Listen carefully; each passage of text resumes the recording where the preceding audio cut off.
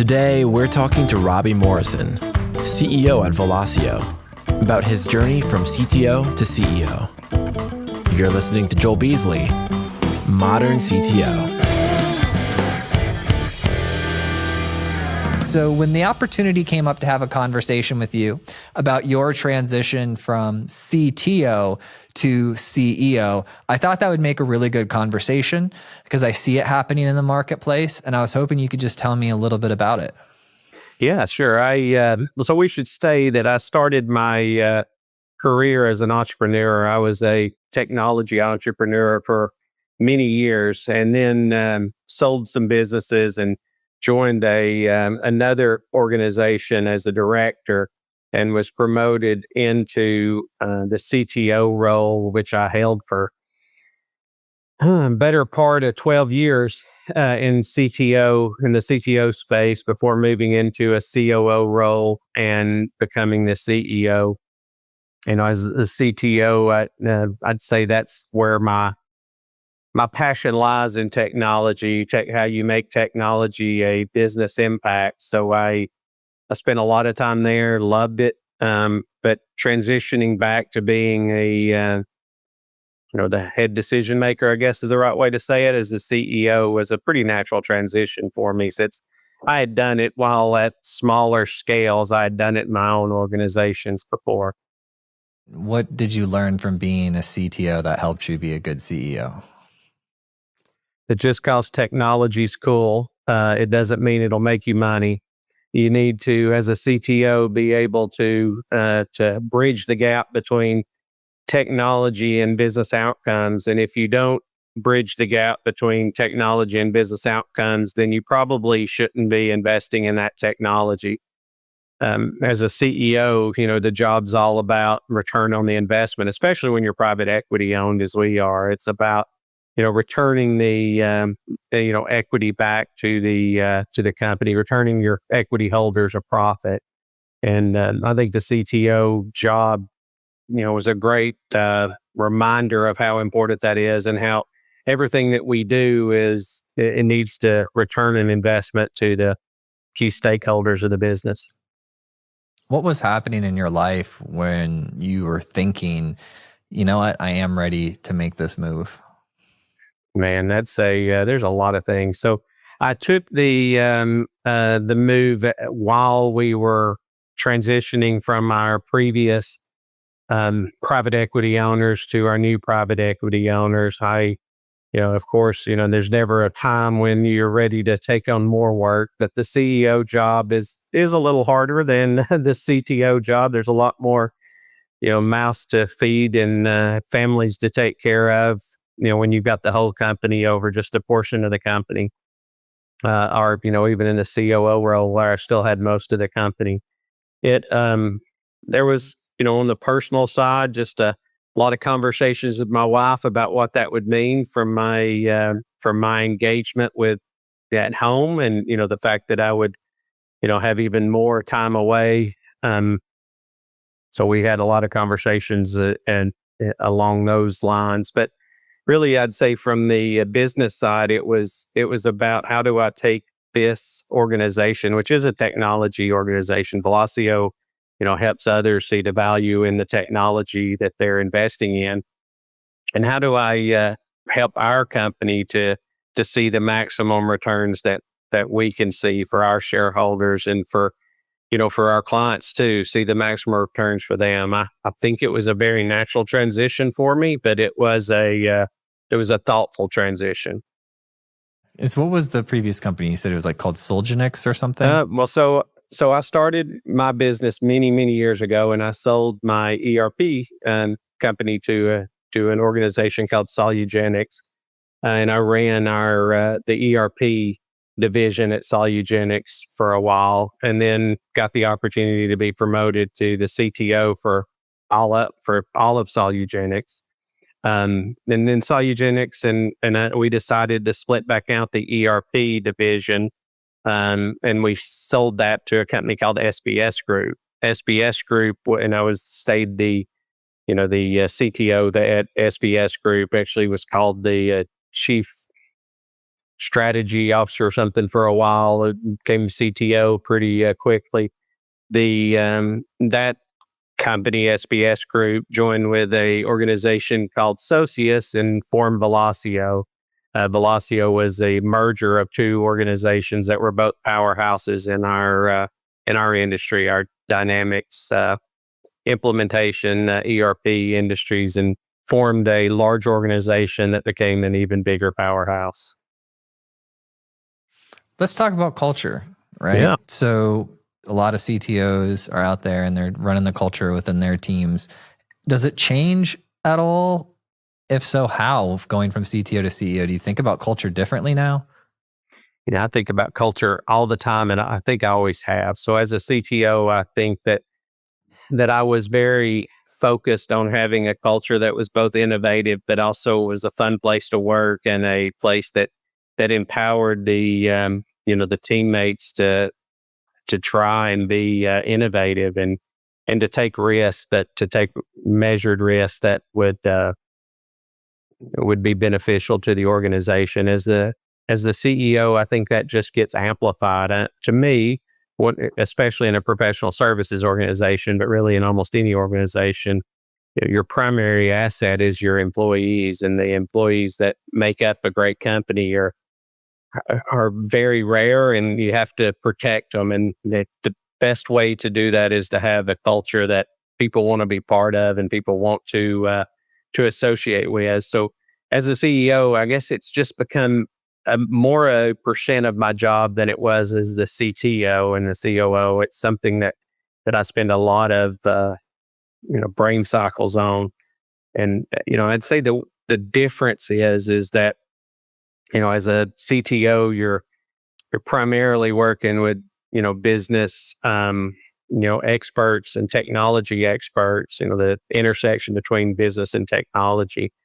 So it's a fairly unified set of skills that you're managing and working with. When you move over to the CEO role, you've got a lot of different types of employees that maybe technology has nothing to do with how they made it to this spot in their career. That technology is just something they have to use, not something they want to use. And then there's different personalities when you start talking about a person that's in the accounting department compared to the person that's developing code, or the person that's out selling that code. And you've got to really make sure that a culture is inclusive of all of those different types of people, the different roles inside of an organization. When you're the CEO, it's important to not have blinders in just where you came from and the technologist, and not account for the other people. Who should not become a CEO? Like what's a CTO sign they're out there and they're not ready for it? Person that shouldn't be that's currently a CTO that probably shouldn't move into the CEO role is someone that wants to continue to play with technology and let that be their their driving factor. If what brings you to work every day is being able to play with the latest, the coolest thing, and be able to to really innovate around the coolest technology, you're going to lose some of that when you become the CEO. You're not going to be able to get your hands as dirty. You've got to move up the chain in how much you're spending your time with the technology, and it won't be as much. I'd say the other, and I see this in fewer and fewer CTOs these days, but CTOs that really want to be in the dark room and left alone and just working with technology and not out there in front of the in front of the team, in front of the market, talking about why their business is successful and why this new technology is important. Being a CTO of a technology company, I need to be out there talking about technology like I am with you, but I also need to be in front of our employees talking about what we're doing as a business and where we're going. If you're if you're not comfortable being out there and doing that, a CEO role is very outward facing. And, while outward and inward's important, it's a lot more outward than some CTOs I've met maybe want to be. That, as I said, that's less and less over the years.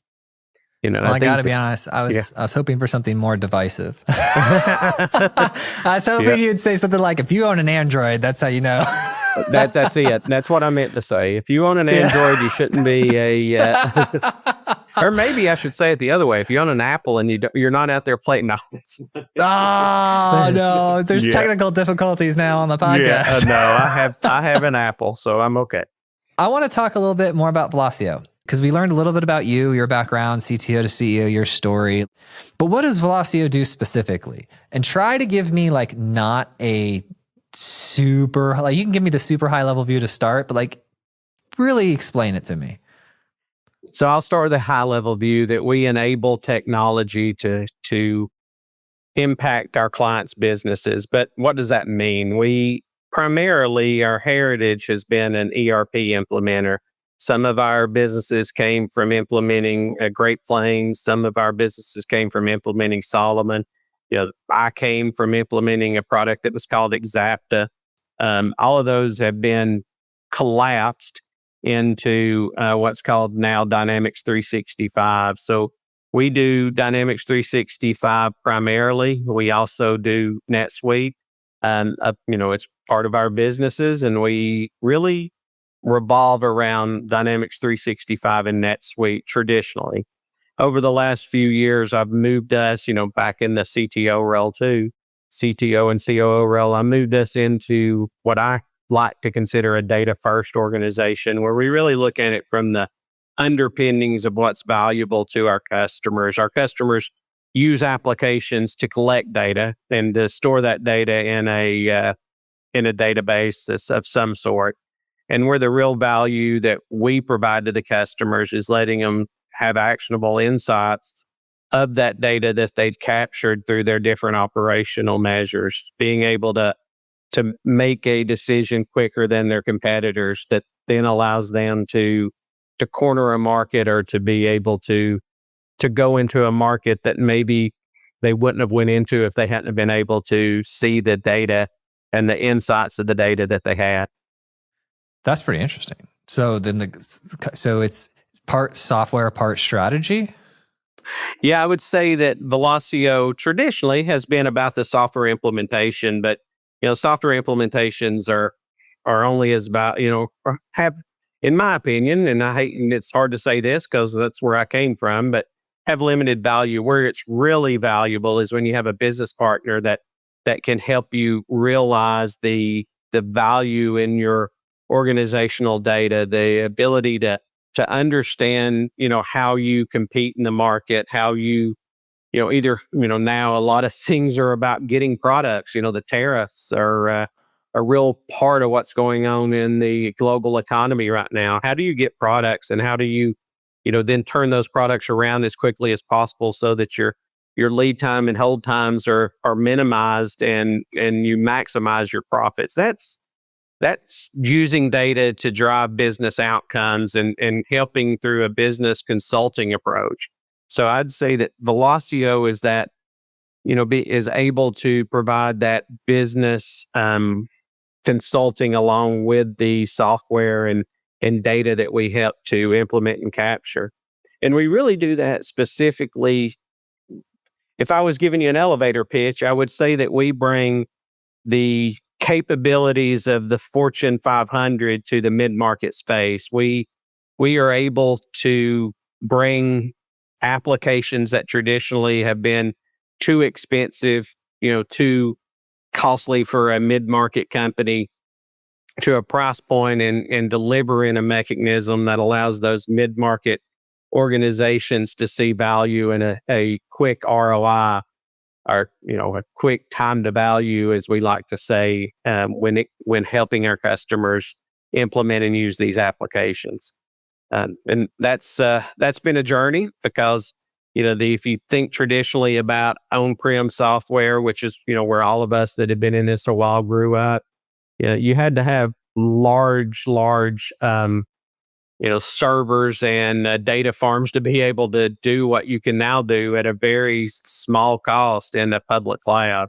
And so we've been able to ride that public cloud wave and enable our mid-market customers in a way that we couldn't have 20 years ago.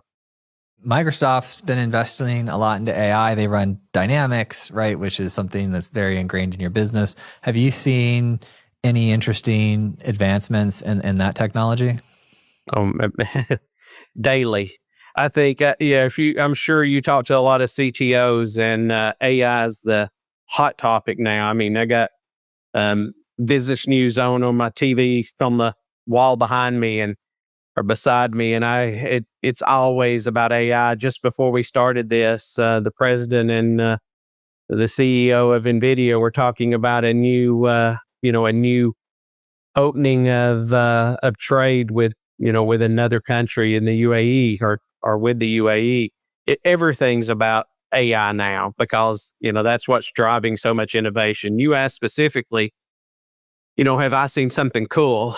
Yeah, I think it really comes down to agents. And, agents is a hot topic right now, but agents is taking all of this generative AI that's been the hot topic the last year and a half, maybe 2 years now, and really enabling that to drive business value, enabling it to drive efficiencies that traditionally hadn't been available.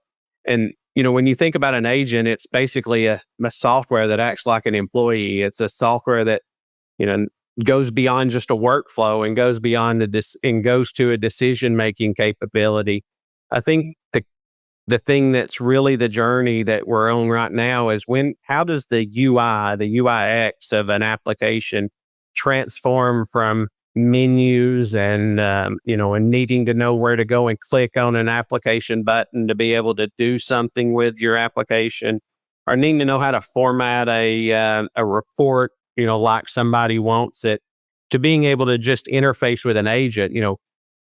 People think of them as chatbots, but it's really more than that. If you interface with an agent in a natural way, and right now it's mainly through a keyboard and typing questions or typing requests into an agent, but then moving that even further along to where I can just interface verbally with my application and my business and get true business value out of that interface. I think that as we transition from the old UIX to more of the agent-based UIs or agent-based interfacing, I think it's going to open up a ton of possibilities and a ton of efficiencies. One of the things I love to say is, and I say this way more often than I need to, is I feel like we're in our era of innovation like we were back in the Industrial Revolution. In the Industrial Revolution, you had manual laborers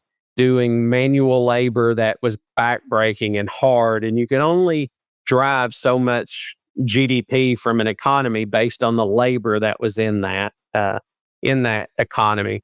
Then the Industrial Revolution came along, and you were able to use steam engines and different mechanisms for mechanical power to amplify what a human could do with their muscles.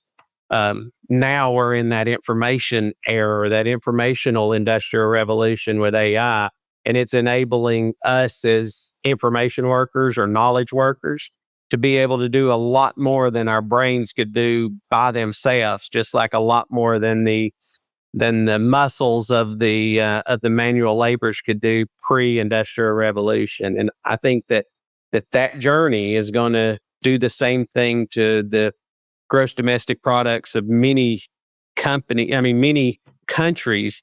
And I'm just excited to be part of that journey and see it through. And as we talked about our kids, be able to see our kids benefit from that. No, you're spawning all sorts of big ideas in my head. Like, what comes next, right? We go from manual labors, we do the body, then we do the brain, and then what? The soul? Like, what comes next? Yeah, what's that called? The singularity. We're going to all become part of the whole. So it will. Unless if we already assimilated. Yeah, so that's it. I hope it's not the soul. I kind of want to keep my soul, but I would like to keep mine. Yeah. Yeah, but that is a great question. What is next? It took the Industrial Revolution a really long time to play out, and there were winners and losers in the Industrial Revolution. We'll see over a course of many more years, but I think this one's moving faster than anything I've seen. I got to live through a lot of neat innovations in technology. I wasn't, I don't remember being around for the first, the first computers, but I remember when client server became a big deal. I remember when the internet became a big deal. And then I remember when the cloud became a big deal. And now I remember I'm living through AI taking all those technologies that, those desktops becoming a network, becoming part of this wide area network in the internet, storing their data in their applications in the cloud, to now being able to use those transitions to enable a generative AI revolution that wouldn't have been possible without them. Whatever next is going to build upon the generative AI, the AI boom. Now, of course, we've got what it's called general AI next, when the AIs are us and the AIs can communicate with us and just as naturally as me and you are communicating. Well, we're not far from that. And there's a lot of things that will change in our society. Have you talked to Grok yet? I have. Voice Grok though? Yeah, I have. It is Ava, crazy. the assistant, that is weirdly good. Yeah. And what was it, a year ago when the Google engineer was came out and I forget, he was in the news saying we've created a general intelligence and I feel for this person, or for this, I think he called it a person, and he was talking to early versions of Grok, and I got to tell you, it's crazy. Okay, so I want to talk about the survey you guys are running. Velosio is running a survey, and I got a couple different things I want to do. The first thing is I want to discuss the two big questions on the survey, right? And so you're asking people, what's your biggest challenge as a technology leader right now? And then you're also asking, what's your biggest challenge when it comes to implementing AI in your organization? But before I go through each one of those with you, I just wanted to know, what assumptions, you haven't run the survey yet, you know the space, you're serving the clients, you have a good idea, what are your assumptions about what the survey results will be? I'd say most of our clients that we interface with to help them with the AI journey, most are coming in and having trouble with their data accuracy and silos. The silos with the right implementation of an AI engine become less important, but when they're in silos, then having a unified security mechanism that means your data is not given out, your payroll data doesn't go to your associates, the associate can't go and ask, how much does my boss make, how much, what is my latest performance review, without them being granted access. That all becomes very important when you have data silos and you don't have a unified security mechanism around it. So my assumption is that it'll come back, and data cleanness and data governance will be the biggest challenge. But I could be wrong on that, because I also find that many CIOs and business leaders don't understand the importance of that aspect of their data until they actually get into the journey. Or until they have a problem. Yeah. Until that associate asks to, ask for something they shouldn't be able to see, and they get it. Yeah. Rogue Grok. Yeah. What is your assumption? What would you bet money on for what the top answer is going to be when it comes to implementing AI in your organization? So I think when they look at what's the biggest challenge to implementing AI, that it's probably two things, but I'd say first it's going to be, where can AI benefit my organization? Where can I implement AI and get the most rapid return on the investment of implementing it? And then once that's understood, once that's that's a conclusion that you come to through those business conversations, I would assume that the next is going to be creating those security mechanisms in the for the data, and how do I actually create those across my different silos of information. I would assume that is going to be what our survey will come back and kind of have maybe not a 50-50 split on, but I'll have a split on what's their biggest challenges is understanding where to implement AI and where AI can be impactful from a business standpoint to then, okay, I figured that out. Now, how do I do that with with data governance and data compliancy, in my organization specifically? And does Velosio do that, or do you have partners that do it? How do you handle that? We do the part? whole thing. That's Okay. As I said, we try to be the organization that can come in and give you a Fortune 100, Fortune 50 experience at the mid-market space. So I do believe that Velosio can do all of that consulting and that hand-holding through the journey with our clients. We also have partners that can do some validations around that and do some audits to make sure that everything's going to be correct at the end. But we also are able to do it just if the clients need third-party validation, that's available. I want to talk a little bit about resilience. That's one of my favorite topics. But before I get too deep into it, I'm curious your thoughts. You watch business news. You're a CEO. You've got CEO friends. We're entrepreneurs. We're all trying to keep a pulse. I'm calling people, hey, what are you seeing? Hey, what are you seeing? As far as the market goes, you were professional and lived through the 2008 crash, like multiple crashes, right? You were in your career. Like I was not. My career was born out of the real estate crash of 2008 because I built a real estate efficiency software. Ah, cool. Yeah. And that was like my first thing that I did. Yeah. And so that's where I entered the market. You've seen tough times with the markets. I've seen maybe the 2008 crash, like at the end, and then COVID. Where do you think we are right now? Yeah, I think that I wouldn't say that it's a foregone conclusion we're going to have a recession and hopefully not a crash. But yeah, I don't think it's a foregone conclusion. But I think that we're starting to get the sediment that will lead to that. As individuals stop having confidence, you start having a self-fulfilling prophecy, and there's some worry in that. Yeah, I also lived through I was working in the banking industry in 2008. I was doing a technology project for one of the banks that was foreclosed on, one of the first big banks out in California that was had the Secret Service come in and close them down. It was an interesting experience, but coming out of that experience, I recognize that technology is an enabler of both, a business is in a upward market and a downward market. When you're in a downward market, it's about driving the maximum efficiency out of the investments you've made and out of the people that you have. If a market turns down, that's many times the place where technology and our technical chops, can help a business to survive. It's a whole lot easier to drive efficiencies if you have a good underpinning in your technology base.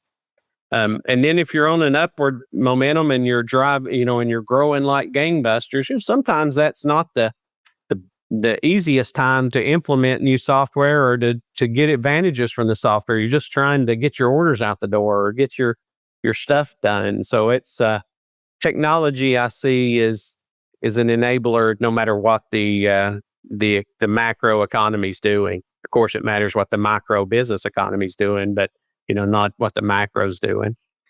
And I think when we look at the uncertainty right now in at least the U.S. macroeconomic economy, and you just heard today the Japanese economy's, pulling back what they believe their growth is going to be. It's we need technology as much as ever, maybe more than ever, to help us understand, how to react to these uncertain times and how to profit from these uncertain times. And the scope's pretty narrow too, because most of the people look at like now to 5 years, or so when they're talking. No one's, you know this to be true because it's not a regular every night conversation on these business channels about the fertility rate. Yeah.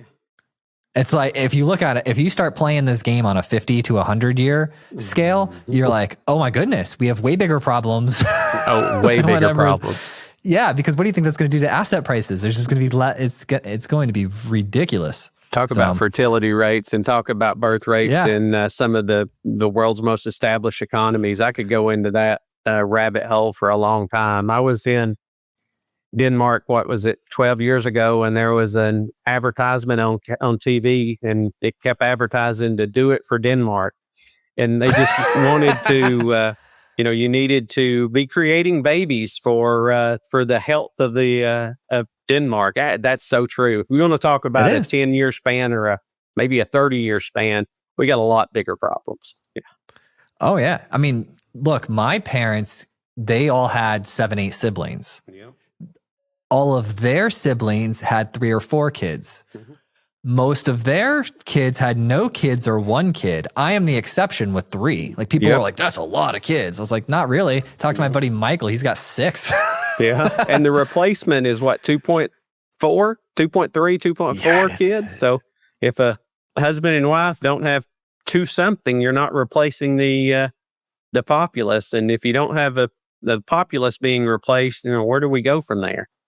Maybe we have longer lifespans, and then our replacement is lessened, but it's still, at some point. I haven't run the math on that too to even see how much that would replace. Yeah. It doesn't replace, it delays. So unless you have infinite lifespans, so and then singularity, we're getting there. Right. Yep. Now, I know I did have a note in here from the prep call that you wanted to talk about crisis management around COVID. Did you have any good insight that you pulled specifically from going through COVID as the COO that you want to share? COVID was a time where people were reinvesting in technology as much as ever because it enabled them to work from home. And if you weren't in an office, you needed technology at your house to be able to connect back to your coworkers.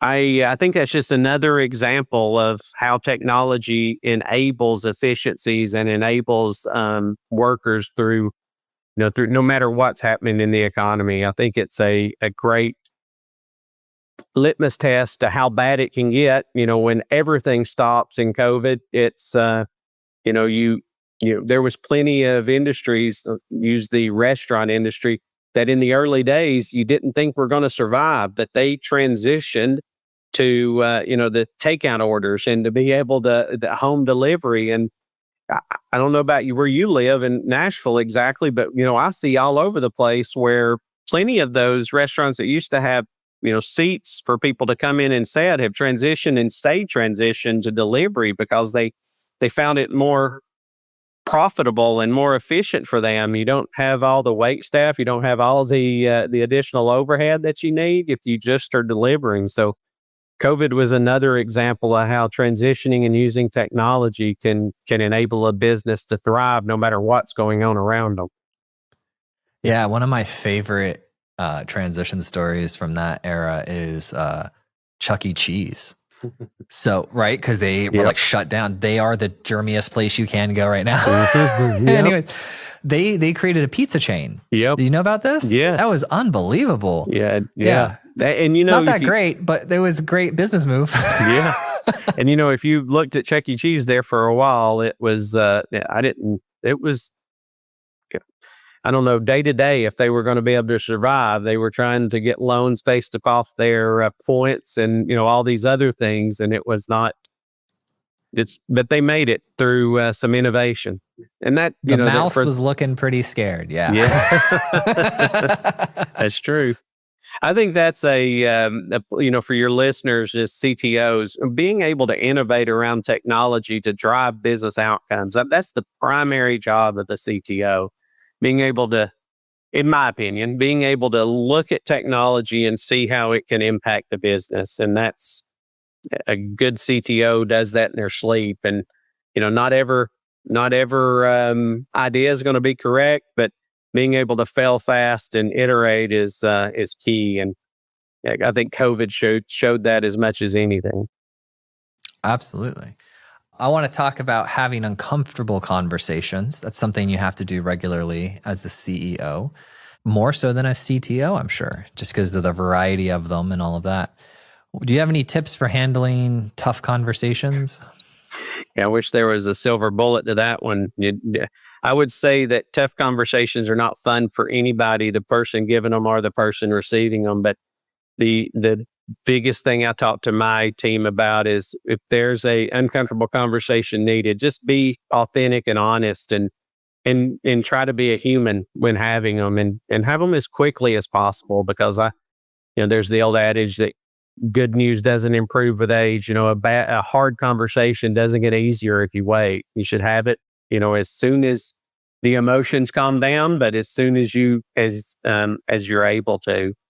That's something that as you move up in management, CTO is a very high level position. So most CTOs would already know this, but if you as you move up in in your career and move into higher and higher management level roles, having tough conversations becomes more and more of what you have to do on a day-to-day basis. You have to make decisions that are important for the whole and right for the whole, but may not be right for an individual or maybe even a department. And that weighs on your, on your heart, your soul, but you're doing it for the greater good, and you have to do it as quickly as possible.